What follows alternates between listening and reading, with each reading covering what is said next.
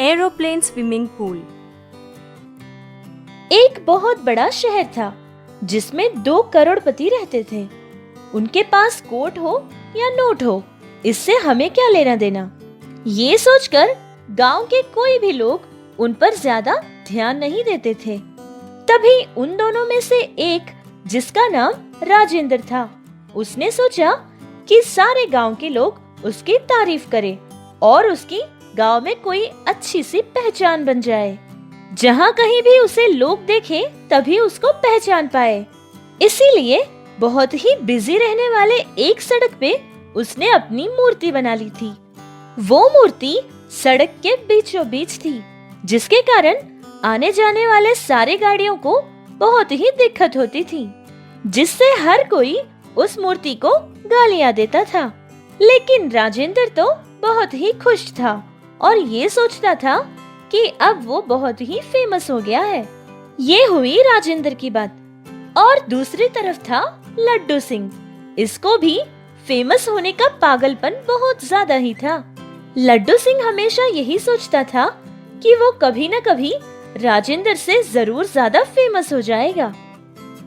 College के दिनों से देख रहा हूँ, ये राजेंद्र तो हमेशा मुझसे ही पंगा लेता है। मैं जो भी करना चाहता हूँ वो मुझसे पहले ही कर देता है। अरे सर, आप चिंता क्यों करते हैं? मार्केट के जंक्शन में तो उस राजेंद्र की मूर्ति से भी बड़ी आपकी मूर्ति बनवाऊंगा। हाँ हाँ, पहले यही काम करना।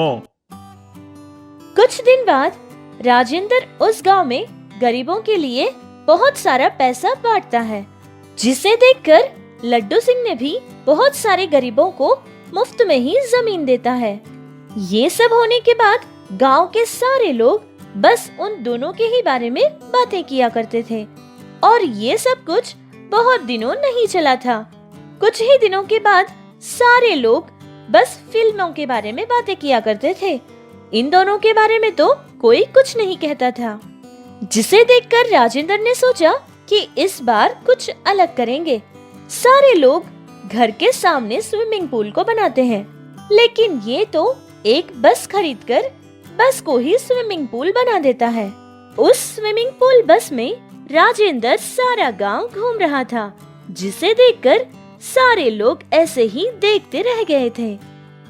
अरे भाई, मैंने सुना था कि पैसा बहुत ज्यादा हो जाएगा तो घमंड भी सर चढ़ जाएगा, लेकिन यहाँ तो स्विमिंग पूल ही सर चढ़ गया है।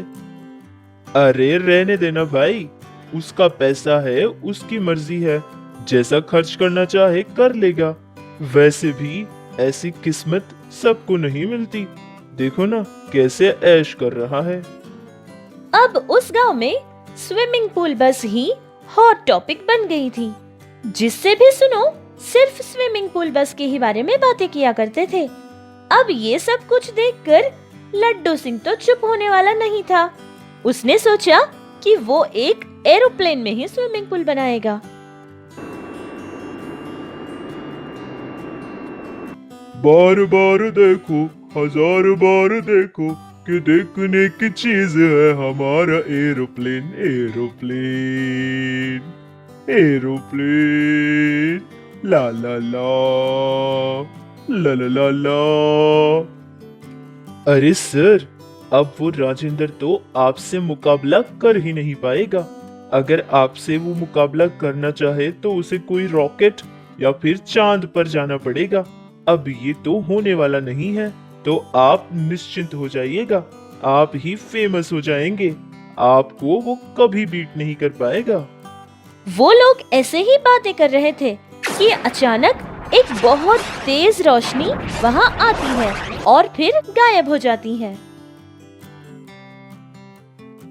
सर, सर, अरे ये कहाँ गायब हो गए?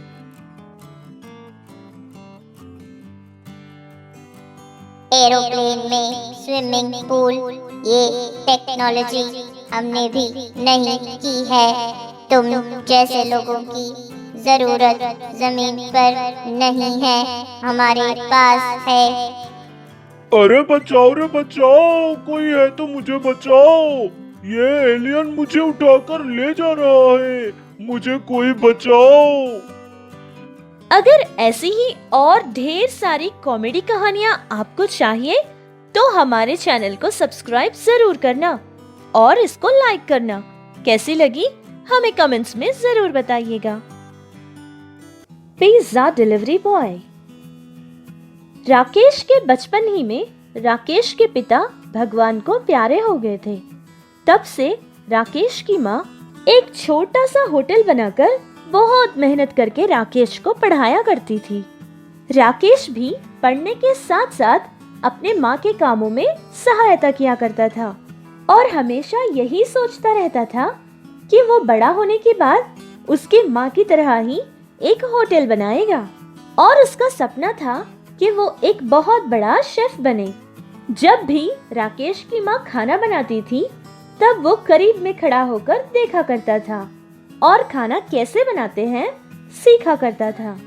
जब भी वो लोग कोई बंधुओं के घर या फिर शादी ब्याह पर जाते थे तो राकेश जहाँ खाना बनाया करते थे उस जगह पर जाकर खाना कैसे बनाते हैं और नए नए तरह के पकवान कैसे होते हैं ये देखकर सीखा करता था। जो दिलचस्पी राकेश को खाना बनाने में थी उसको पहचान कर उसकी माँ ने भी राकेश का बहुत साथ दिया था। जितना भी पैसा राकेश की माँ कमाती थी उन पैसों में से कुछ पैसा राकेश के लिए बचत किया करती थी। फिर कुछ दिन बाद एक होटल मैनेजमेंट के कोर्स में एक बड़े से मैनेजमेंट स्कूल में राकेश का दाखिला करवाती है। राकेश भी बहुत मेहनत करके काम सीखा करता था। आखिरकार राकेश एक कामयाब शेफ बन ही गया था। उस मैनेजमेंट स्कूल में राकेश ने बहुत बड़ा नाम कमाया था। फिर राकेश ने ये सोचा कि वो एक बड़े से 5 स्टार होटल में काम करेगा, लेकिन जैसा राकेश ने सोचा था वैसा बिल्कुल नहीं हुआ था।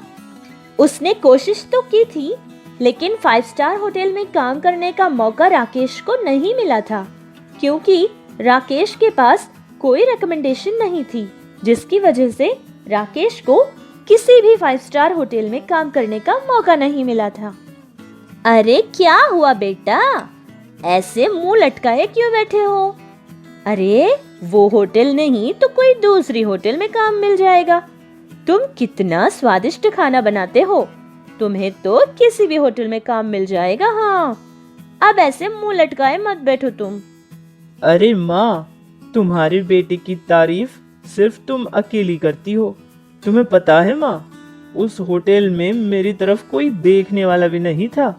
उन्होंने कहा कि वहाँ जो शेफ्स अभी हैं उनके बच्चों को और उनके परिवार वालों को ही वहाँ काम मिलेगा, बाकी लोगों को नहीं मिलेगा, और हम जैसे लो क्लास लोगों को तो बिल्कुल भी नहीं। क्या क्या कहा तुमने, लो क्लास? अरे हमारे पास धन दौलत भले ही ना हो, लेकिन तुम्हारी प्रतिभा जो है वो पैसों से भी खरीदी नहीं जा सकती। हाँ, तुम्हें पता है माँ, तुम्हारे अंदर मुझे यही बात बहुत अच्छी लगती है कि कभी हिम्मत हारने नहीं देती तुम, और बहुत हिम्मत देती हो। पापा के जाने के बाद भी तुम कभी नहीं रुकी माँ, और हमेशा हिम्मत से काम करती थी। आज मैं ये कुछ भी बना हूँ ना माँ, तो ये सिर्फ तुम्हारी वजह से है माँ। जब तक तुम मेरे साथ हो ना माँ, मुझे किसी और चीज की बिल्कुल जरूरत नहीं है। राकेश अपनी माँ से बहुत प्यार करता था। इस उम्र में भी राकेश की माँ बिल्कुल आराम नहीं करती थी, हमेशा कुछ न कुछ काम करती ही रहती थी। वो सब देखकर राकेश सोचने लगा कि अगर 5 स्टार होटल में कोई काम करने का मौका ना मिला तो क्या हुआ, वो खुद की होटल में ओनर की तरह बैठेगा, जिससे उसकी माँ को भी थोड़ा सा आराम करने का मौका मिलेगा। उनकी होटल में चाय नाश्ता और खाना भी मिलता था। उनका काम भी अच्छा ही चल रहा था, लेकिन राकेश को एक और सोच आई थी। फिर उसने एक इटालियन क्यूजीन में मास्टरिंग भी की थी। खास करके पिज्जा बनाने में तो राकेश का कोई जवाब नहीं था। फिर उसने सारी तैयारी कर ली थी। ऑर्डर देने पर पिज्जा डिलीवरी करेगा, इस तरह उसने अपनी होटल के सामने एक बोर्ड भी लगाया था और साथ में मेन्यू कार्ड भी। उसकी होटल पे आने वाले बहुत सारे लड़के भी पिज्जा का ऑर्डर करके खाया करते थे। सुनो भाई, क्या ये पिज्जा यहीं का बना है? वाह, मजा आ गया। इतना टेस्टी पिज्जा तो मैंने कभी नहीं खाया। सुपर्ब है भाई, बिल्कुल। यस भाई, मैंने भी ऐसे ही सोचा था कि ऐसी होटल में पिज्जा। लेकिन ब्रो, तुम तो सिटी में ही बेस्ट पिज्जा बनाते हो। अच्छा भाई, क्या तुम डिलीवरी भी देते हो? यस सर, हम लोग डिलीवरी भी देते हैं। आपके सारे फ्रेंड्स को भी बता दीजिएगा। राकेश के बनाए पिज्जा के लिए कोई एडवर्टाइजमेंट की जरूरत ही नहीं थी, क्योंकि जो लोग उसके पास पिज्जा खाते थे वो लोग जाकर दूसरों को बताया करते थे कि राकेश के पास सबसे बेहतर पिज्जा मिलता है। शुरुआत में तो राकेश का काम बहुत कम चलता था, ज्यादा डिलीवरीज वो नहीं दे पाता था, लेकिन फिर भी वो कभी हार नहीं मानता था। बहुत मेहनत करके मन लगा के काम किया करता था और पिज्जा डिलीवरी दिया करता था। धीरे धीरे राकेश का काम बढ़ता गया।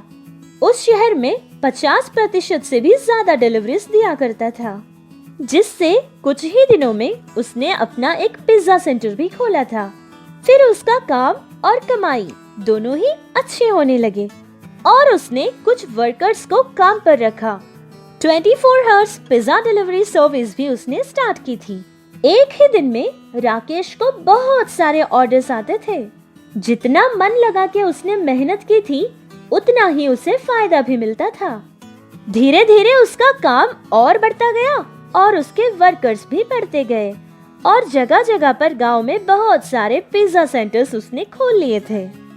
इतना ही नहीं, उस छोटी सी होटल जहां से राकेश ने काम शुरू किया था, उस छोटी सी होटल को भी उसने रेस्टोरेंट बना दिया था और उस रेस्टोरेंट की मालिक उसकी माँ को ही बना दिया था और बाकी पिज्जा सेंटर्स का ख्याल वो खुद रखा करता था। राकेश की दौड़ वहीं पर खत्म नहीं हुई, वो और आगे बढ़ता गया। एक रास्ता उसके लिए बंद हो गया था तो उसने हार नहीं मानी थी और ना ही हिम्मत छोड़ी थी। उसने बहुत मेहनत की और आगे बढ़ गया, जिससे उसके लिए कई दरवाजे खुल गए थे और कामयाबी उसकी कदम चूमने लगी। कितनी प्यारी कहानी है ना। हमें भी चाहिए कि हिम्मत कभी न हारे, क्योंकि कोशिश करने वालों की कभी हार नहीं होती।